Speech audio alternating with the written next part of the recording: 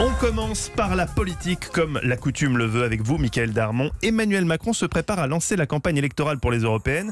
Un scrutin qui suscite des ambitions politiques nouvelles. C'est le cas de la ministre des Questions européennes, Nathalie Loiseau. Elle fait partie des inconnus du gouvernement pour les Français, mais Nathalie Loiseau a décidé de sortir de l'anonymat. Ancienne dirigeante de l'ENA, elle a cultivé jusque-là le profil parfait de la techno, sauf que le virus de la politique est passé par là. Emmanuel Macron l'a remarqué et l'encourage dans ce sens, d'où ses prises de position récentes sur la menace des populismes en Europe. Et parmi les architectes de la campagne, Nathalie Loiseau, certains la poussent comme tête de liste en disant elle a un pied dans le nouveau monde, l'autre dans l'ancien, une ancienne femme ministre à Bruxelles. L'affiche pourrait être intéressante, tout en disant évidemment ne pas être candidate à ce stade. Nathalie Loiseau se déplace maintenant sur le terrain national. Il faut savoir qu'hier elle était à Verdun et dans le Grand Est sur le sujet des travailleurs transfrontaliers, sujet très sensible, plus de 100 000 aujourd'hui, presque le triple dans 15 ans, avec des enjeux très concrets pour la vie des Européens dans cette région, santé, emploi, agriculture, etc.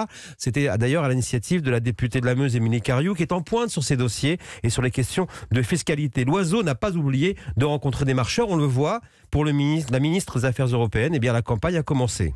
Et les candidats se préparent donc, mais Emmanuel Macron, lui, a déjà en tête le tempo de la campagne. Oui, absolument. Ce sera le plus tard possible.